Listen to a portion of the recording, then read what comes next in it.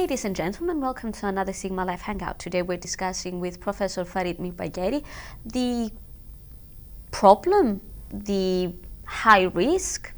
Well, let's just put it out there. Are we at the brink of World War III?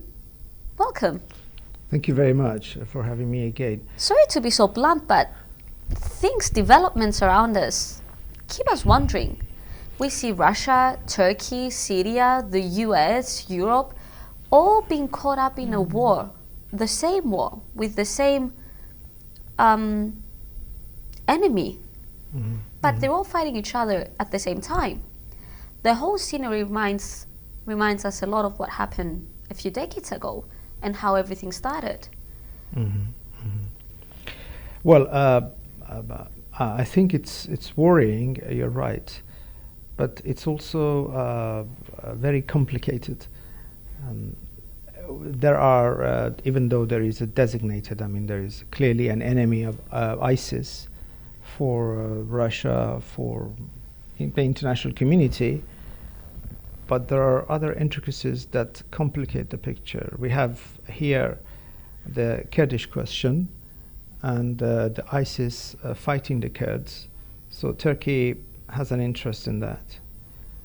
Then we have the rivalry between Iran and Saudi Arabia, and Iran supporting the Assad regime and majority of Arabs not supporting Assad. That's another complication. We have Russia trying to, and as some reports indicate,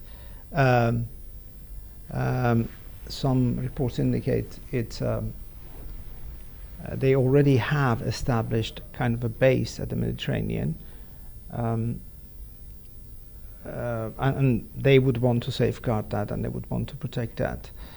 On top of all this, we have the lack of, I think, willingness by United States to be fully engaged in the region. And if you add all this up, it makes a very, very complicated picture. And even though there are no direct threats or intentions against major powers, against one another, the close proximity of all these hostilities, makes one worry. We had the downing of the Russian warplane.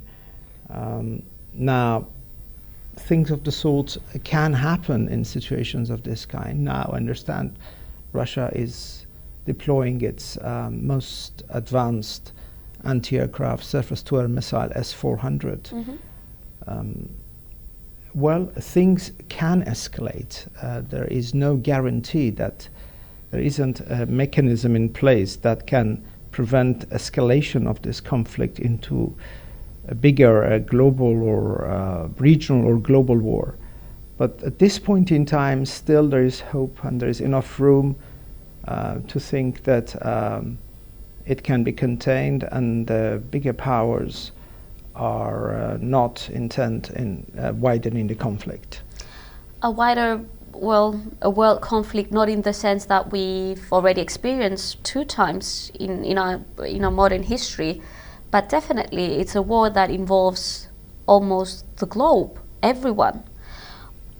Things, as you said, could escalate soon, rapidly, but the thing is, as you said, there are no mechanisms in place to prevent that, and we've seen that with the Russian warplane.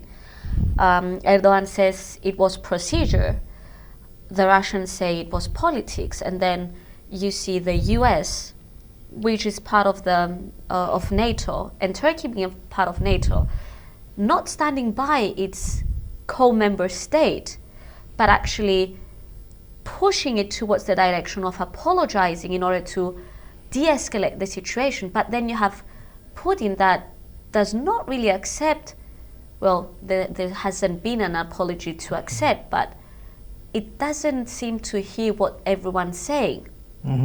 It's in a game of its own, Russia, and Turkey is in a game of its own, and the US is in a game of its own, and Saudi Arabia is in a game of its own, and everyone seems to have their own agenda in this war, and then the war remains unfought.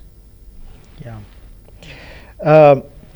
You're right. I think two of the most important factors are the ways that Russia and the United States are playing in politics in the Middle East.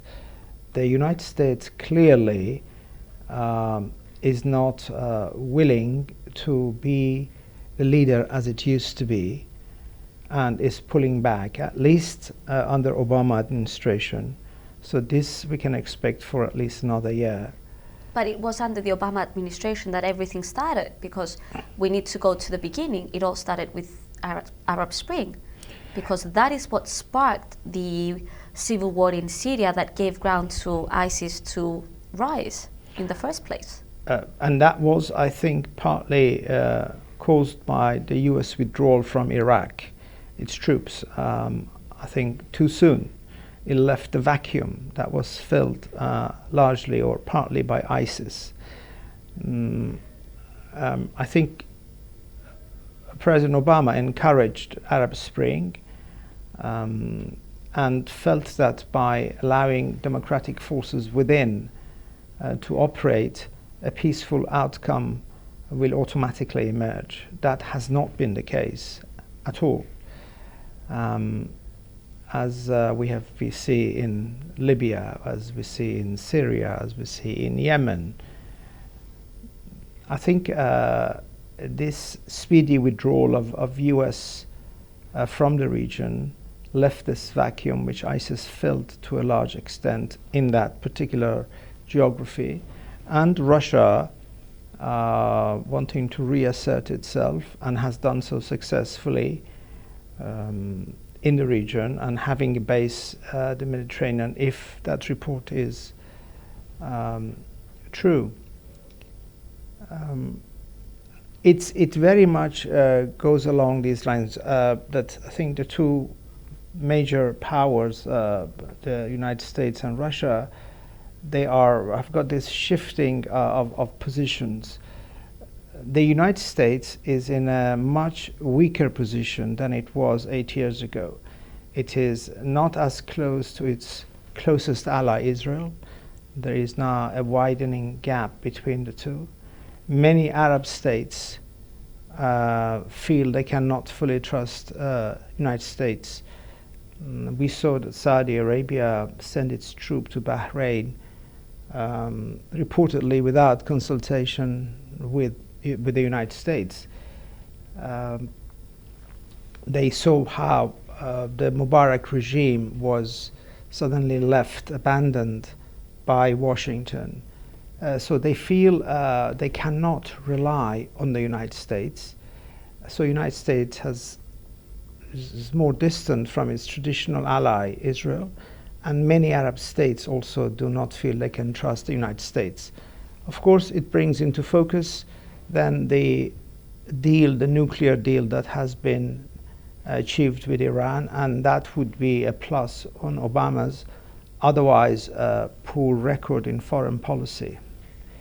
If that holds and the terms of the agreement are implemented, well, that would be somewhat compensation for the poor results of his foreign policy in the region. But definitely what we have now, Russia advancing more, asserting itself. Recently it even said, if Arabs support me, or if Arab regime wants, I can contain Iranian influence in the region. That is clearly a statement of, if you like to call, a hegemon, a regional hegemon. Russia was not in that position even during the Soviet days. But now it feels strong enough to do that. And as you say now, the United States refusing to stand by Turkey the way perhaps Ankara expected it to. It's again a confirmation of Washington not willing to get engaged and involved in the Middle East. We talk of two superpowers, the US and Russia, and then we have Turkey in the middle right now, which is a regional power. No one can deny that. We see it more advancing in a lot of areas, with Erdogan pushing forward in a lot of political areas, economical areas that was not the case a few years back. But then, how can that smaller player influence the whole board game for everyone? But a smaller player, you mean Turkey? Yeah. Smaller than the two superpowers, but still it has such a leverage in the area, and its geographical position and its economical position next to Syria is such that could blow everything up. You know, yes, Turkey could, but I think that is not unique to Turkey. I think other flashpoints in the region could potentially trigger a wider conflict. Such as? Iraq, for instance, probably Syria itself. These are potentially very, very dangerous areas. And since you mentioned the Arab Spring, I think it's worth remembering that when the Arab Spring came along, it was widely reported and expected that this would be an Islamist or Islamic resurgence, which will represent the will of the people. Already Islamic politics had been implemented in other countries in the region, such as Sudan, such as Afghanistan, and we've seen failure of that kind of politics. Now, right now, we have this problem that, today I was reading an article in Newsweek which reflected my concern. There is this concern for human rights of all groups that are now appearing as the underdog or oppressed in Egypt, for instance, Islamist group. But there was no equal reporting of the abuse of human rights when the Muslim Brotherhood or the Islamists had the power in Egypt. I don't know exactly how this, how best I can articulate it to show that there seems a kind of unequal treatment of human rights when it comes to secular groups and when it comes to Islamist groups. During the Morsi time in Egypt, we had raping of women, we have throwing people off tall buildings, we have people disappearing, but there wasn't adequate reporting of all this. But today, now we see a lot of reporting that there is dictatorship in Egypt, forgetting that President Sisi was elected by a huge majority, and which all international organizations declared as fair, the elections. And also the fact that the military intervened after over 30 million Egyptians came to the streets and wanted Sisi to be removed from power, and he refused to leave. So I think there is inconsistency in Western approach to the politics of the region. And this inconsistency adds, I think, fuel to the fire. And do you think that this inconsistency is due to religious matters? Because ISIS is fighting a religious war. ISIS is fighting a religious war. Now, in the the bigger picture, that if you look at the region, the Islamists, wherever they have come to power, a period of conflict and instability and usually economic decline has followed wherever they've come to power. If you remember that this region is very rich in oil and gas, and that they supply a lot of the world with that energy, what kind of political system would be in charge of these huge sources of energy which the world depends on? It's a very, very important factor for the world and for the West. Russia supplies gas to Europe. There is the greatest, I think, supply of gas in the Persian Gulf that can be supplied, but it cannot go now because of what's happening in Syria. If Syria were to become a safe and secure place, we could potentially supply Europe with gas from the Persian Gulf. So it all comes down to money. Money, yes, to a degree it comes to money. Because energy means money. Energy supply means money. It we means need fuel money to fuel the modern day needs.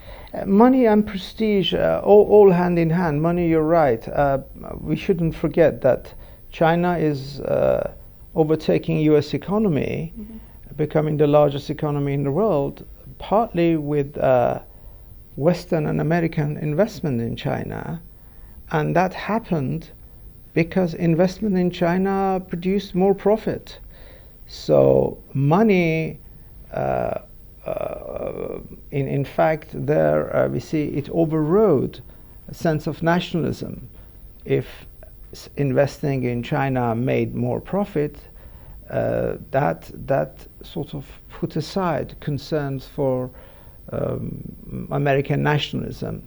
Therefore, yes, I mean, it wouldn't be wrong to say that money is in the forefront of concerns and the top of the agenda of foreign policy of almost every country. Unfortunately, we're out of time. This conversation could go on for hours and hours.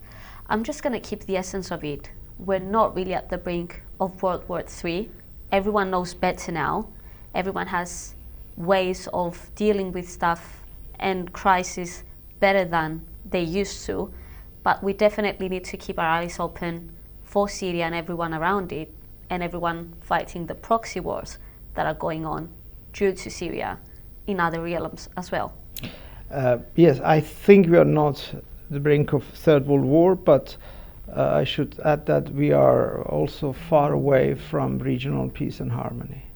Thank you so much for your time and your insight, and thank you for watching.